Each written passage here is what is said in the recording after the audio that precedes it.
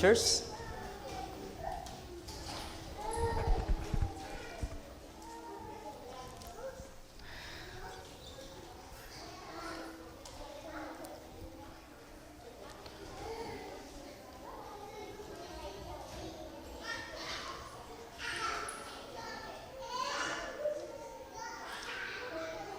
Good morning po. Parang medyo malakas yung echo, no?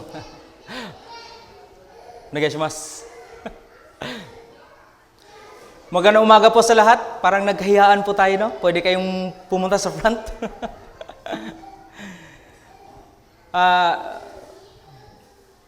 Good morning. Daming friends ni Vanessa, no? Ni Bel. Magandang umaga sa inyo. So yung topic po natin today is, again, nasa aklat ng Matthew, Gospel of Matthew. Ang topic natin today is the definition of genuine worship. Yung tunay na pagsamba. Sa lahat ng bagay sa mundo, may tunay at hindi.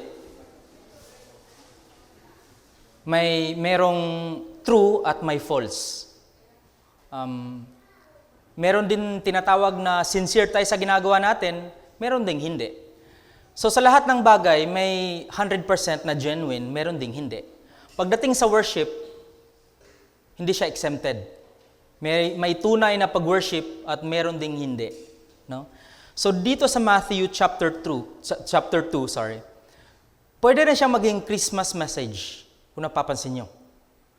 This is the chapter na kung saan makikita natin dito yung first message ng mission ng Panginoon sa lupa. Ito yung parang naging epicenter, ito yung naging sentro ng gospel. Of course, yung crucifixion, ito na yung bunga ng kanyang mission sa lupa. At yung gospel ng Panginoon, yung good news ng Panginoon ay naging tao siya. Pinanganak siya dito sa lupa. Ito yung context na kung saan makikita natin dito yung the birth of Christ. At mapag-aralan natin dito yung mga subject, no, yung tao, kung sino yung mga grupong tao na may tunay na pagsamba sa Panginoon. Nabalikan natin kung gaano kaimportante ang Biblia in connection dito sa story sa chapter 2. Nabanggit ko kanina, yung sentro ng gospel sa Biblia ay yung birth of Christ. So yung context ng Matthew chapter 2 is the context na makikita natin dito, yung birth of Christ, of course. Na gusto kong balikan kung gaano kaimportante yung Biblia sa story ni Jesucristo.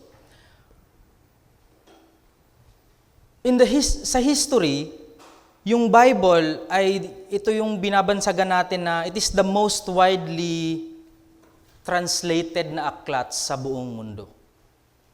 No? Of course, maraming mga author, maraming mga aklat sa library, pero yung Biblia, yung Bible itself, is the most recognized, the most widely circulated and read na aklat in the human history. Yun yung una. Pangalawa, it is the most translated book in the history. No, hindi lang siya English, of course, galing siya sa maraming translation sa Biblia. Hebrew, Aramaic, Latin, Greek. Kaya tayo nag-aaral, kaya napapansin nyo, during sermon, merong mga pinahapyawan na mga words from ancient language kasi originally, it came from Hebrew, Aramaic, Latin, at Greek. No? At sa Pilipinas lang, meron tayong Tagalog version. Meron tayong Bisaya, Ilocano, Ilonggo.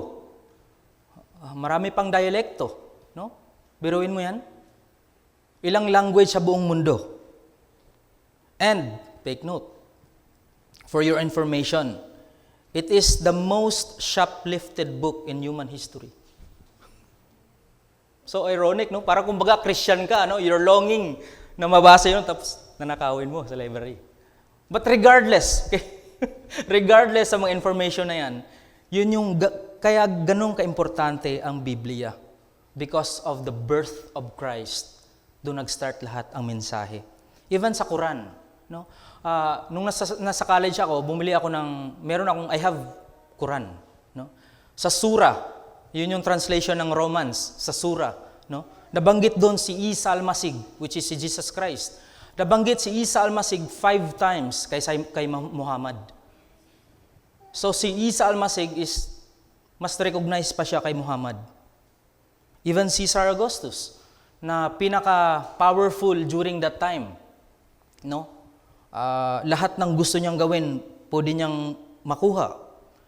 Doon sa history, in comparison with Jesus Christ, nasulat yung story ni Caesar Augustus 100 years after ng kanyang death. Pero si Jesus Christ, nasulat yung kanyang record, yung kanyang buhay during sa kanyang ministry. Because it is very influential. It is active, not only sa book, kundi sa ating mga puso. It is active and alive, no? That Jesus Christ is talking to us personally. So an entire global na mga iba-ibang sekta, iba-ibang grupo sa mundo, may pinanggalingan.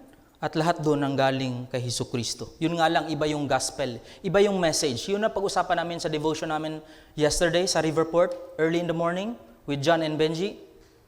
No, yung ugat ng message, ng true message from Jesus Christ, through the years, may original message, and then nagkaiba-iba na lang dahil mali yung chismis. Kaya people are worshiping different gods, small g. Kasi yung message, hindi na true. Mali na.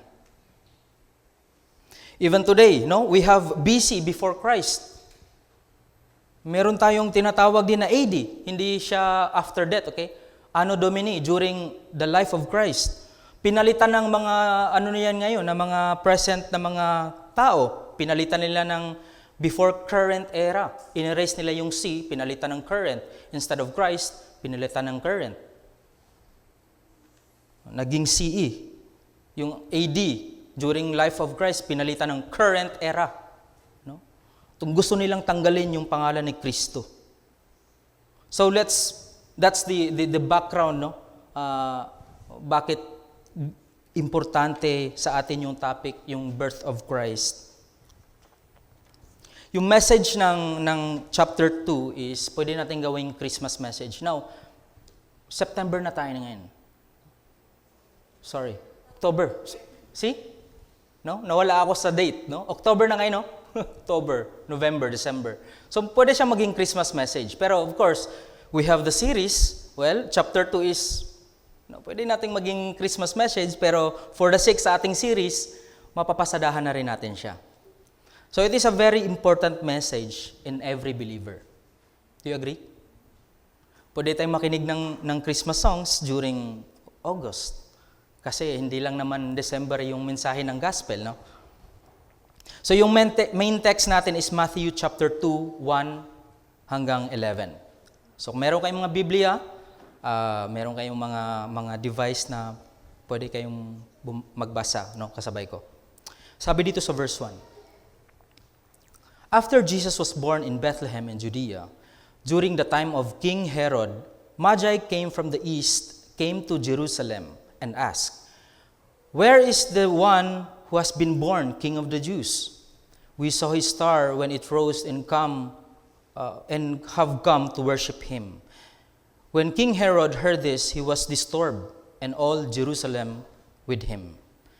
When he had called together all the people's chief priests and teachers of the law, he asked them where the Messiah was to be born. "In Bethlehem in Judea," they replied. "For this is what the prophet has written. But you, Bethlehem, and the land of Judah, are by no means least among the rulers of Judah. For out of you will come a ruler who will shepherd my people Israel."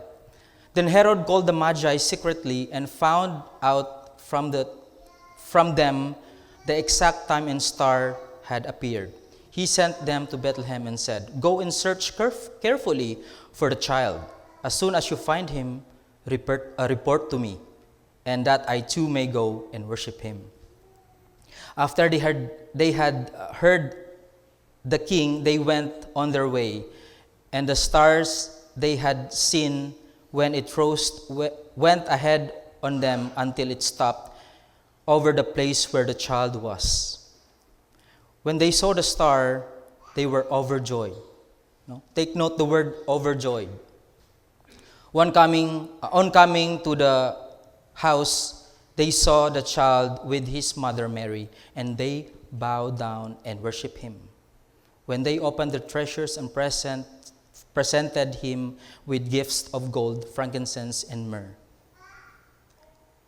And having been warned in a dream, do not go back to Herod, and returned to their country by another route.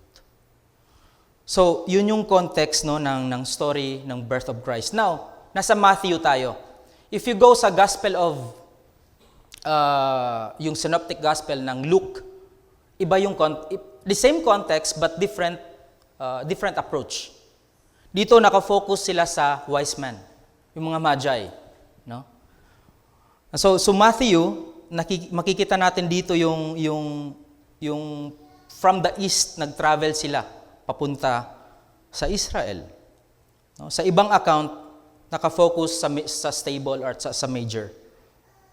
It is a very important lesson for every believer na kinakailangan natin bigyang pansin. First point, true worship means a living sacrifice. True worship means a living sacrifice. No? Kita natin yan sa verse 1 and 2. No, makikita natin dito yung nung nakita ng Magi yung star, they came to travel. Bumiyahe sila. Nung nakita nila, gusto nilang mag-worship. They want to worship and adore yung King of Kings, yung Lord of Lords. Now, bakit sinabi dito na east? Now, balik tayo sa geography. No? Sino mahilig sa geography? Yung iba medyo struggle sa geography, no? I do the research. Nag-establish yung nag-exist yung compass during sa time ni Jesus Christ when these astrologers, yung nagsa-study ng mga stars, gumawa sila ng exact location kung ano yung tama. Now, there's no definite perfect location kung saan ka belong. Like for example, nasa Japan ka. Saan yung north, west, east, and south? All you can do is to base upon kung ano yung binigay, given na compass sa'yo. During sa time ni Jesus Christ, binigay na east dahil yung nag-exist yung location, yung compass sa time ni Jesus Christ dahil yung Israel, yung lugar ni Kristo ay doon nanggaling, doon yung sentro ng buong mundo. Right? So, if nasa Israel ka, nasa Jerusalem ka, natural lang na ibibase mo yung compass mo kung saan ka. Pag nasa Jerusalem ka, yung mga Magi galing sila sa east. Kasi yung location mo, nasa Jerusalem ka.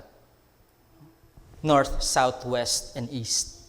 Ngayon, depende na lang kung saan ka. Doon ka magsa-start ng location mo kung saan ka, based sa given na compass. So, galing sila ng east. Now, yung east ngayon, nandyan yung Medo-Persia. Yung Middle East na tinatawag natin ngayon, nandyan yung Iraq, yung old name niya is yung Babylon. Yung current na place niya ngayon is Iraq. Nandyan yung Iran, no? Sa Middle East. So, dito sa context na to, tinatawag na they came from the east. So, we don't know exactly kung saan sila galing. Either Babylon, Iraq, or Iran.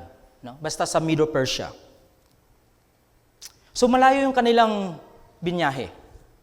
Can you imagine that? It involves sacrifice.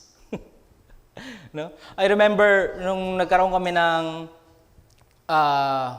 what do you call this, Pastor Kent? Pupunta ka sa isang lugar at magkakanda kayo ng seminar for 1 week. A mission trip, thank you. Nag-mission trip kami sa Tuguegarao, no, sa Cagayan Valley, sa taas, sa northern Philippines. At yung mga nag-attend ng seminar doon sa napakaliblib na masukal na bundok, no, na talagang yung pagkain lang nila araw-araw ay gulay at manok.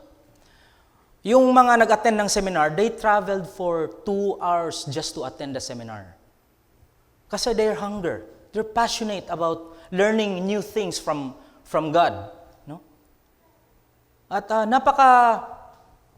para sa atin ngayon, we travel with napaka-convenient na. No? We have AC sa ating mga cars. No? Nandiyan na lahat. You name it. No? Stop over lang sa convenience store. No? But yung Magi na ito, they gave their time just to see the Prince of Peace, King of Kings, and the Lord of Lords. True worship means a living sacrifice. Anong sabi sa Romans 12? Diba? Importante yan yung ating buhay ay dapat nasa ating Panginoon. Therefore, I urge your brothers to offer your bodies as a living sacrifice. No? Holy and pleasing sa ating Panginoon. Ito yung true and proper worship.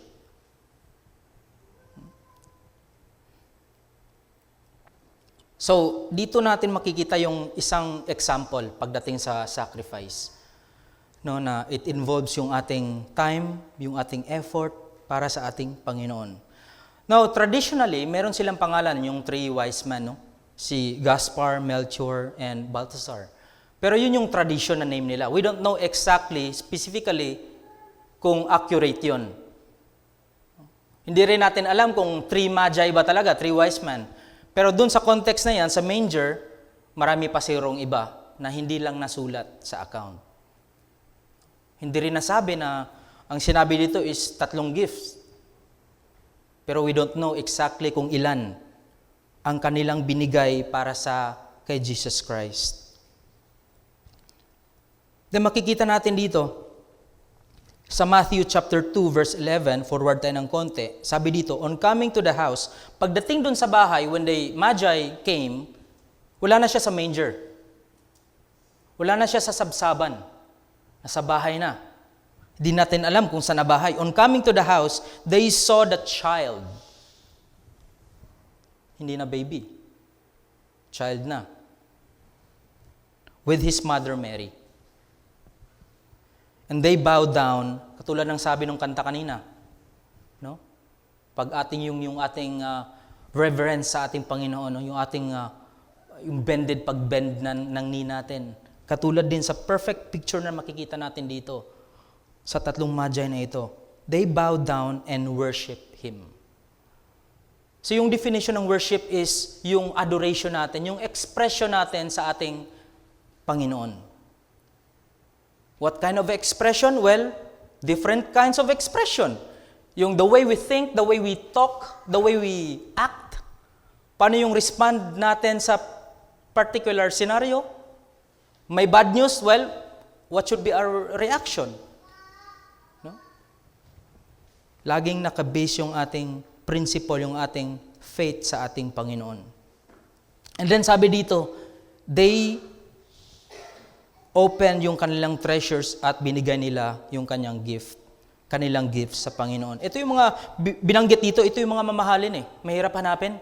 Myrrh, frankincense, at yung gold. During that time, sobrang grabe yung walang value na pwedeng ipalit mo dito. So it is very important for us yung value ng sacrifice. Minsan we heard the word sacrifice, pero we don't really mean it, no? Yung word na sacrifice. So when King Herod heard this news, he was furious. You remember 2 years under yung baby, yung infant, yung child na yan. He ordered na patayin lahat ng bata. 2 years under. Kasi, King Herod was really bothered na mapapalitan yung kanyang trono. He was worried and upset na someday, there will be a ruler who will take my place. Kasi ganun during that time, no? Sa ancient, you're really scared, may potential, may skillful na medyo bata pa, So, you will do any kinds of way para i-eliminate yung opponent na yan. And his case, the same thing. Kaya pinatawag niya yung mga teachers of the law, Pharisees, at iba pa, yung mga astrologers, na malocate yung exact location ni Jesus Christ. Yun nga lang, wise yung mga wise sila wise men. Binigyan sila ng wisdom ng Panginoon. No? So it's very ironic na Jesus Christ is a Jew. He's a Jew. At yung mga tao dyan ay mga Hudyo. Now, how come na yung mga Gentiles, na yung ibang mga lahi na nanggaling pa sa East, 2,700 kilometers, tama ba? Malayo siya, basta sa Middle East, came sa Jerusalem, sa Sabsaban, sa Bethlehem, just to see Him. Ba't ganun? Kung sino pa yung ibang bloodline, yun pa yung may interest na i-worship siya.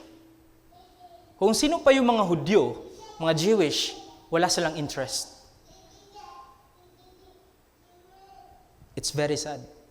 Now, sa present day natin ngayon, minsan ganun din tayo, no?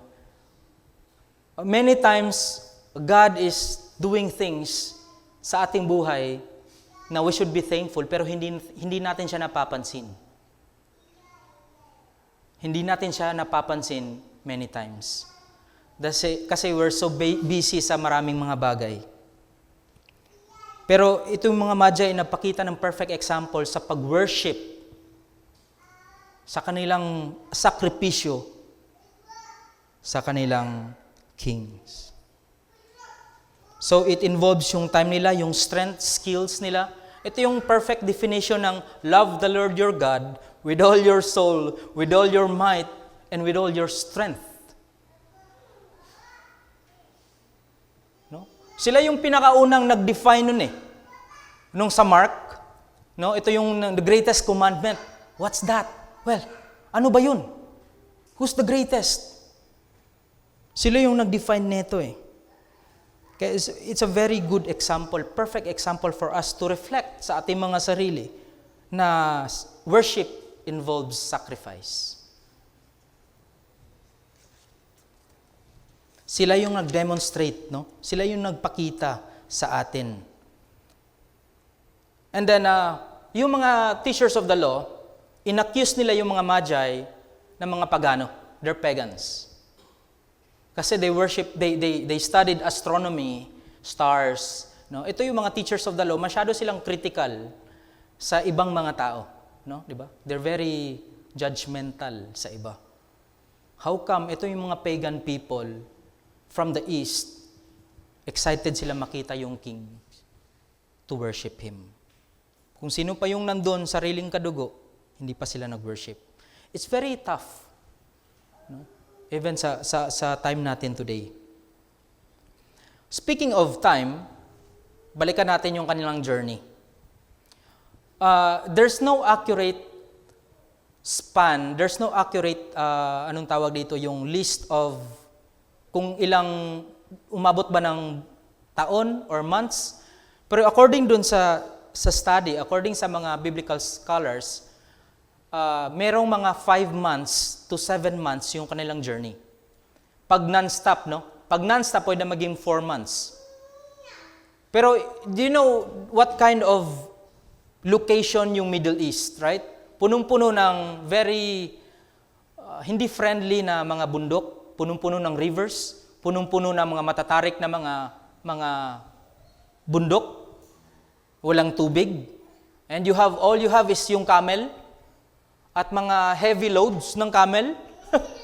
At yung camel, we know, yung camel ay very slow, hindi siya ganun kabilis. No? So kung dahan-dahan lang yung biyahe mo, ay abot ka talaga ng ilang buwan. No? So maraming mga speculation na tinatawag natin na siguro mga 4 to 5 months. Pero i-include natin lahat, dumating siya ng 2 years kasi King Herod ordered lahat ng mga 2 years under ng mga baby, paslangin, patayin. So in total, umabot siya ng 2 years. Hindi 2 years na travel, kundi yung conflict sa paghahanap ng bata na yun. na si Jesucristo. It's about 2,700 kilometers from the east. And then we know yung time na yan ay maraming robbers. Maraming mga nanakaw, no? And thankfully, God protected them during sa kanilang journey. Kasi alam ng Panginoon ng kanilang puso eh. They travel with a good, very good motive sa kanilang mga puso. Kaya yung Panginoon ay nagbigay sa kanila ng guidance just to follow that bright star dyan sa Bethlehem. And then dung pagdating nila sa sabsaban, automatically huminto yung star. No? Do you notice when you travel, when you are on your car, at pag merong bright star, as if parang hindi siya nagmo-move. Even yung moon, na sobrang pag full moon. Now, if you have, like, nag-step ka ng 80 kilometers per hour, pero yung buwan, hindi siya nagmo-move. Pero sobrang bilis na ng takbo mo. No? So, can you imagine following that star with your, riding your camel from the east, parang hindi siya nagmo-move. No? Hindi kaya natin, I'm just giving you an example, no? Pero hindi natin kayang arukin yung exact na nangyari dito. It's very amazing. Ito yung first message ng Christmas eh. No? Sa context ng Luke, iba din yun. Yung mga shepherds. Oh, silent night. Oh, holy night. Habang nandyan yung bright star. At kasama nila yung angel na yan. This is wonderful thing para sa atin. Now, yung Magi, nagbiyahe sila ng twice. 2 beses. First na travel nila from the east, they came to Jerusalem. Nung nandyan si King Herod, nag-report sila, no, do you heard this news na merong isang king na ipapanganak na mag-exist dito sa lupa? And I was like, really? Oh, can you show me? Can you, balik kayo dito, manghanapin mo. Pinatawag niya yung mga teachers of the law. Sabi ng mga teachers of the law, nasa Bethlehem. And then sinabihan niya yung Magi, now, punta kayo doon so that I can worship too. Pero iba yung motibo ni King Herod. And it's to kill, that is to kill the baby Jesus. So true worship means a living sacrifice. Pangalawa, true worship manifests our faithfulness to His Word. True worship manifests our faithfulness sa Kanyang Word. Sabi sa verse 3 hanggang 6, when King Herod heard this, he was disturbed, and all Jerusalem with him. When he had called together all the people's chief priests and teachers of the law, he asked them where the Messiah was to be born. In Bethlehem, they said. They replied. In Bethlehem in Judea, they replied. For this is what the prophet has written. But you, Bethlehem, in the land of Judah, are by no means least among the rulers of Judah, but out of you will come a ruler who will shepherd my people, Israel. Take note of the verse 3. No, dito sabi, when King Herod heard this, he was what? Disturbed. Nandun yung inggit. Nabanggit ko kanina, nandun yung inggit. At hindi lang siya. And all Jerusalem with him. This is so sad. How can you be disturbed pag merong isang hari, he will save the world, yung Messiah? Kaya ito yung nakakulungkot ng grupo ng Judaism eh. Until now, they're waiting sa Messiah. Eh nasa harapan na nila eh, pinanganak na. Pero ayaw pa rin, they're skeptic about it. So kuhang-kuha ni King Herod yung atensyon ng buong Israel. May hotel sana, pero hindi siya na-welcome. Punong-puno na ng travelers, kaya doon siya sa sabsaban na mabaho. Kasama yung mga horse na mababaho. So makikita natin dito yung kanilang unity ni King Herod at yung mga ibang tao na ayaw nilang tanggapin si Jesucristo sa kanilang buhay. No, saan po tayo? This is a question na pwede nating itanong sa ating mga sarili. Saan ba tayo committed? Saan ba tayo committed sa Panginoon or sa ibang bagay? Are we faithful sa kung ano yung nabanggit sa Biblia, or are we faithful sa ibang bagay? That's the question na itanungin natin sa ating mga sarili, no, after the service. Sabi dito, according sa chapter 2, no, verse 2, when the wise men saw the star, they believed na ito na yung hari. The King of the Jews was born. Kaya ganun yung effort nila na i-travel yung Bethlehem. Dahil excited sila makita. Now, dito sa Numbers, mag-cross-reference tayo sa Old Testament, no? Numbers chapter 24, verse 17, sabi dito, I shall see him, but not now. I shall behold him, but not night. Not shall come a star out of Jacob, and the scepter shall rise out of Israel, and shall smite the corners of Moab, and destroy all the children of Snith. Isaiah 9-6, sabi din dito, ito yung minsan verse natin sa Pasko. For unto us a child is born, unto us the child is given, and the government shall be upon his shoulder, and his name shall called Wonderful Counselor, and the Mighty God, Everlasting Father, and the Prince of Peace. Yung word na government dito yung in-implies the rule of a king.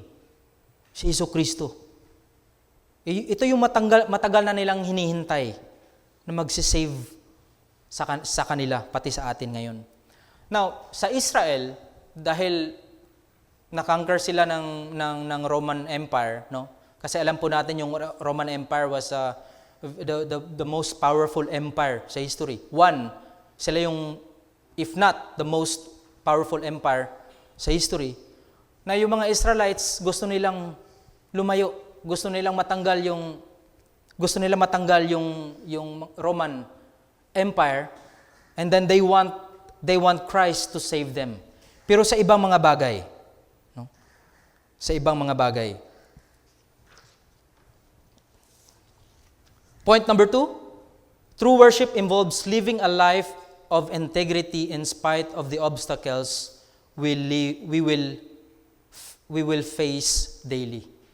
No? True worship involves living a life of integrity in spite of the obstacles we will face daily. Totoo nga talaga to. Kasi minsan sa buhay natin, nagdedepende yung pag-worship natin kung okay tayo eh. Kung okay yung mood natin. Right? Kaya makikita natin dito sa verse 8, He sent them to Bethlehem and said, Go and search carefully for the child. As soon as you find him, report to me. So, kung ikaw yung makakatanggap ng message na yan, susunod ka ba kay King Herod? Or would you prefer to go on your way? Kasi alam mo, yung Panginoon yung mag-guide sa'yo. So, true worship involves living a life of integrity. Kasi pwede silang pumili sa kanila lang eh.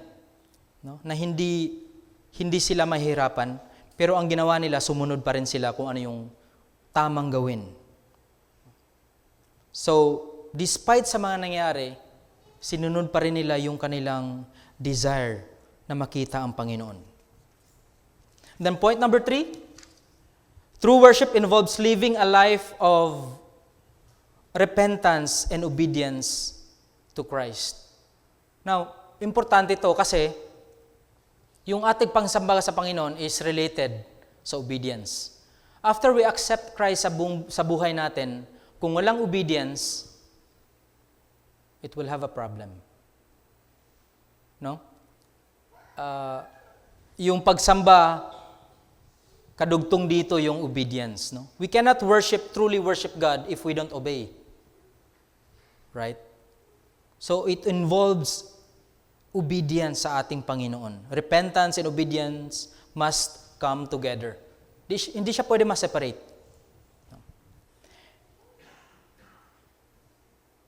And then they bow down, sabi dito sa verse 11.